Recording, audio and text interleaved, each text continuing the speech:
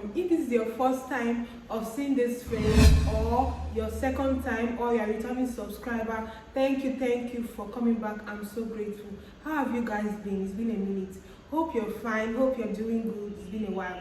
So guys, today I came here to gist you guys about a movie I just watched. Like, if you have not watched this movie, then you must be living under the bridge, because I don't know where you're living that you have not watched it. It's all over social media. I got to know about this movie from Instagram, so I'm going to gist you guys about this movie. I'm going to summarize this movie and also tell you the money lessons I have for you in this movie. The money lessons I noticed in this movie. Yes, guys. So you guys should pardon me. I'm going to be using my notebook. I jotted some things. You know, when I watch movies, sometimes I have to jot some of the things I learned from that movie. So I jotted something. So you guys should pardon me. I'm going to be using my notebook, my YouTube notebook today. Okay. So we're going to be talking about the money lessons we need to learn from the Squid Game. Yes. So guys, in this Squid Game, there are a lot of lessons to learn in this game, and let me give you a quick summary. In this game, there are 456 people and who are in financial debt and despair. They are in financial debt and despair, and they are desperately in need of money. Yes, they are desperately in need of money, and they are willing to play this children's game, or play the game to win $38 million dollars. Sorry, I mean dollars. So you should understand what's at stake. So they were willing to play that game. So let me continue. So the first person and the main character of this movie is a guy called Jihan. Jihan, yes, his name is Jihan. He's broke. Let me tell you about him. He's broke. He's living with his mother. He's struggling for food. He struggles for food. His mom sees him as a waste of time and trouble. Sees him as a disappointment.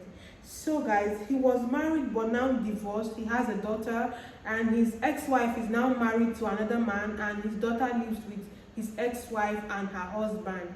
So he was not just only broke, he didn't have anybody, he was lonely. He only had his mom, his mother, his old mother. His mother is old. So he's desperate to make money, but he gambles. Yes, he's desperate to make money. Like, he loves money, and he does not want to really take the step. So he's desperate to make money, and he gambles. You can imagine when you make money and you now gamble the money again. You now have to gamble. So it's just a waste of time. It's just a waste. So guys, life is hard for him. Like, life is so hard for him. If you have not watched this movie, please try to watch this movie. Life is so hard for him.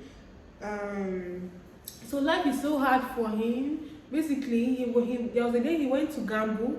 He stole from his mother. He went to gamble. I'm going to summarize it. I want you guys to go and watch it, so I'm not going to tell you everything, all the details. So he went to gamble. Yeah, so after gambling, he won some money, and when he won that money, do you know what he wanted to do? And that day was his daughter's birthday, so he was planning on how to spend the money. He was thinking about expensive things to do, to buy, to spend that money on. And this Jihan has debtors. He's owing debts. Yes, he has debtors. A lot of things were going on in his life, so he was owing money, and unfortunately, when he was coming out of after gambling and he won that money, the debtors came to look for him there, and unfortunately that money he won was stolen. So you see, it was just somehow. So he was so frustrated. Later on, he later was in his train station. He was trying to enter the train to go home. So when he was in his train station, so he met this guy who told him that he wants to let him play a game with him. But if he plays the game with him, he's going to give him a particular amount of money. So he accepted, and he started playing this game with this guy. It's like, the game is just like you have to flip something on the ground, and if it's the right place that shows up, the man is going to give him money. So Jihan did not even have any money to pay this man back, and the man kept winning, and he was not winning. So for every game he played that he did not score, he got a slap for it. Can you imagine? Yes, he got a slap for it. So guys, so after the whole thing, the man later told Jihan that he has a game, that he has a particular deal, that if Jihan can, there's a game that if Jihan can play that game successfully, he will win a lot of money. So he gave Jihan his card, so they all went their separate ways. So guys, so Jihan happened to now call the guy, and they used the vehicle to come and pick him up and took him to the place where they are supposed to play the game. So when he got there, he was thinking he was the only one, and when he got there, he met 456 people. Can you imagine? 450. So he was not the only one that was coming for that game. He met 456 people, and they were all ready to play the game. So let me talk about the first game. I'm going to tell you guys about only the first game.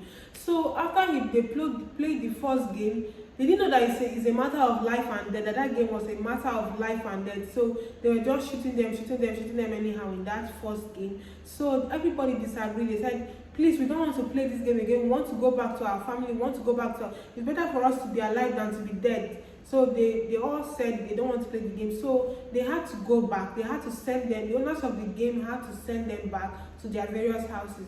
So some of them now agreed to come back to play the same game again. Few of them decided to come back to play the game again. So when they came back, Jihan played, and he later won. So that's the story. He later won, and he had to kill one of his cousins to win the amount of money. So you guys should go and watch it. There are a lot of money lessons in this movie. So guys, we are going to go to the money lessons now. I want to tell you guys, that's the main reason why I did this video. I want to show you guys the money lessons I learned in this movie, so you can learn it also, because I love you guys and I want you to do the right thing. So guys, our first point is money and having money can impact your self-esteem and your self-worth and perception by others. For example, Jihan lost respect from people. Yes, money and having money can impact your self-esteem and self-worth. Yes, and perception by others. Yes, I'm a very good example of that. See, when I have money, like I feel like I'm on top of the world. Like, and when I don't have money, I find myself taking things I'm not supposed to take. When I have money, honestly, I want you to know me now. When I have money, I don't take shit from anybody. Like, that's just me. But when I don't have money, I can be a bit quiet. You can be saying all manner of rubbish. That does not mean I don't know what to say. I'm not confident of myself. I also sometimes I'm just quiet. I'm not just going to mean I'm a quiet person. It's because I don't have money. So when I have money, I'm very confident. My confidence level rises from 0 to 100. In fact, 1,000, 2,000. Like, you can't tell me nothing. You can't tell me I'm wrong when I have my money. So that's just the thing. So your money and having money can impact your self-esteem. It can impact your self-worth and people's perception about you. The way people look at you will change when you have your money. So we all have to have money. I have to have money. I'm going to have money whether the devil likes it or not. So guys, our second point is, as fast as you can get money is as fast as you can lose money. As fast as you can get money, that's how fast you can lose it. For example, Jihan gambles, and when he gets the money, he starts thinking of what to spend the money on. Can you imagine? Like, I give you an example. When he gambles, instead of him to think about the money he has to pay, or even to pay like part of the money he's owing other people, he was thinking of how to spend it, the money anyhow, when he just gambled. I'm not saying gambling is good, but when he got that money, he was not thinking about how to save, about his mother at home. He was thinking about how he's going to spend that money. So Jihan gambles, and when he gets the money, he starts thinking of what to spend the money on. You see, that's a problem. When you get money, don't always think on just how to spend that money. You should also think of how to save and what to invest that money. Some of you guys, I thank you guys for your love, for your support in the other video I did, the smart money woman. Like, I'm so happy that I love the views and everything. I'm so happy about that video. So it's like you guys love when I do videos about money. So let's talk about money and investment. So guys, instead of thinking of how to invest, the same thing I said, or save, he was thinking of how to spend the money. So guys, as quick as you can get money, as fast as that money can go. So nobody knows tomorrow. That's how life is. Nobody knows tomorrow. So the fact that you are the richest, or you acquire a certain amount of money today, it can be very fast for you to lose that money. If you don't know how to save, if you're the type that when you get money you spend everything at once, you don't know how to save, you don't know how to invest, my dear, you're going to get money and you're going to lose money. There's no other thing, there's no other fact about that's the fact. If you don't spend your money right, if you don't think about saving, if you don't save as a person, my dear, you're going to lose that money. So how fast you can get that money is how fast you can. As you can see, Jihan, after gambling the whole money, he still lost the money because somebody stole it. So you can imagine. So money, you can get money now and you can lose money. So that's how it is. So guys, our third point is quick money has a cost. It has a cost. Yes, it does. It has a cost. It can cost you your life. It can cost you your family. It can cost you a lot of things. Quick money that I don't know how to put it, like as in money that maybe you did not even suffer for, can cost you a lot. Or you don't even need to suffer. Let me just put it like money that is not gotten the right way. Quick money. It can cost you your life. It can cost you your family. It can cost you your sense of well-being. For instance, rich one. Let's use that example. It's quick money. You're like, they didn't get that money the right way. So quick money can cost you even your sense of well-being. Can cost you your sense of well-being as a person. So guys, we need to begin to have this conversation with ourselves. Like, is it really worth it? It's like, is the whole whatever you're going to pass through, losing your life, losing your family, losing your sense of well-being, other things, is it really worth it? So we should think and begin to ask ourselves what we are willing to give up for money, and is it really worth it? Let's ask ourselves what we are giving up for that money, is it really worth it? Yes. So we need to ask ourselves, we need to have that conversation with ourselves. Is it really worth it? Guys, another thing I learned is tomorrow is not promised. Tomorrow is not promised. We can all get caught up looking for money, pursuing money, looking for the good things of life, and what we need, and we turn around and we notice that the things we needed the money for is gone. It's very true. Sometimes we get caught up with chasing money, my dear, tomorrow is not promised. Sometimes we can get caught up in chasing money, and sometimes we turn around and notice that those things we're trying to chase that money for is gone. Those things we're trying to get that money so that we can keep is gone. So guys, let's just, like for example, Jihan mom died when he was playing that game. He came back, and his mother that he was going to play that game, to come back and treat her because she was sick. She was very sick. I think she had tuberculosis or cancer. I can't remember. Sorry guys. So you guys should go and watch it. So guys, she was so sick. So he was praying that he can win that money so that he can go back and treat his sick mother, which he had not treated right for a very long time. So guys, what I'm saying is that Jihan mom died when he was busy trying to get that money, and when he came back, his mom was dead. Guys, sometimes the chase is not worth it. We need to strike a balance. We need to check. We need to ask ourselves, is it really worth it? Is the chase really worth it? So let's try to strike a balance. Let's not overdo it. If you are chasing this money, don't come and overdo it to the extent that when you turn back, those things that you are supposed to take care of, you don't see them around. Maybe they are gone. So we need to also strike a balance. Take care of yourself. If you have a family, take care of your family. Always take care of yourself and your well-being. Yes, while chasing this money. So guys, that's our next point. So guys, our next point, our fifth point is everything may look good financially, but you don't know what goes on inside in the person you are envying. Yes, everything may look so good and pleasant in somebody's life, and sometimes you might look at yourself and feel like maybe you're not doing good, or you're not achieving what you need to achieve, and that person, you feel he or she has achieved all those things. Like, you don't know what goes on financially. Like, when you are envying someone that is financially capable or better than you don't know what is going on financially in that person's life.